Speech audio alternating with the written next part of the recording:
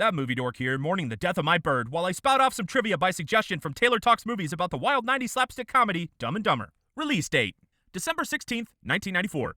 Budget, $17 million in dough. Tech specs. Shot with the Panavision Panaflex and Ariflex 535 with Zeiss primes and ingenue zoom lenses covering the gate, presumably captured on an Eastman EXR 100T 5248 and 500T 5296 35mm film. Hell yeah. The Farrelly brothers shopped the script around Hollywood for years to no avail, which started as a John Hughes project that the Farrelly brothers and Bennett Yellen were attached to, withholding Hughes' name from the final product by request. The Farrelly brothers caught their big break after the success of Ace Ventura, which was directed by a first-timer, and Jim Carrey liked the Farrellys so much that he wanted to replicate the success, giving them their shot. Jim was originally offered $700,000 for the role in the same week that Ace Ventura: Pet Detective went #1 at the box office, so his agents renegotiated to a whopping $7 million, almost half the budget.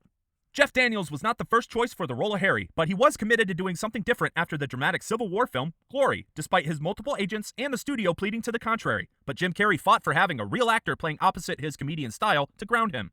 Jeff's agents begged him not to go to the costume fittings, but he said his decision was final and it was his mistake to make. Hell yeah. Jeff Daniels even turned down the role of Neil in the Santa Claus for this movie. He bet on himself even when the studio didn't, because they were fully ready to replace him, shooting numerous scenes without Jim Carrey as a sort of screen test. The free meal scheme that Lloyd pulls at the diner, the one he saw from a movie, was from Something Wild, and the guy who pulls the scam is Jeff Daniels. This is the film debut of Harlan Williams.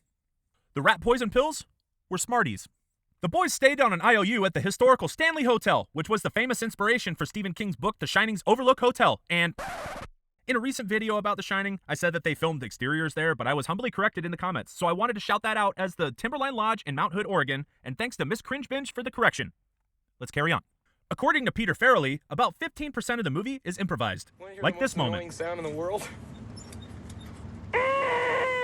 and this one, We landed on the moon! and the big gulp scene, including the extras, who were random people encouraged to be in the film by the Farrelly brothers. Hell yeah. After the film, Jim ended up marrying Lauren Holly in real life, but only for a year. Final bag.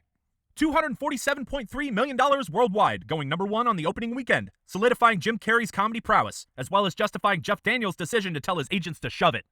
It's a ubiquitous comedy of the 1990s, birthing 2 sequels and an animated series, which lasted 1 season. This film gave Jim Carrey the distinction of being the first actor to have 3 films go straight to #1 in a single year, along with The Mask and Ace Ventura: Pet Detective. And in 2025, Jim finally gained company with that distinction. Mason Thames did it with Regretting You, Black Phone 2, and the live-action How to Train Your Dragon. Thanks for watching this incredibly dorky video about the slapstick comedy Dumb and Dumber. Share your favorite quotes, moments, and your favorite movies. I'll run off the jetway about it. Share this if you dig it, and follow me for more movie trivia antics. Until next time, friends, when I create a fake college to become a fake student.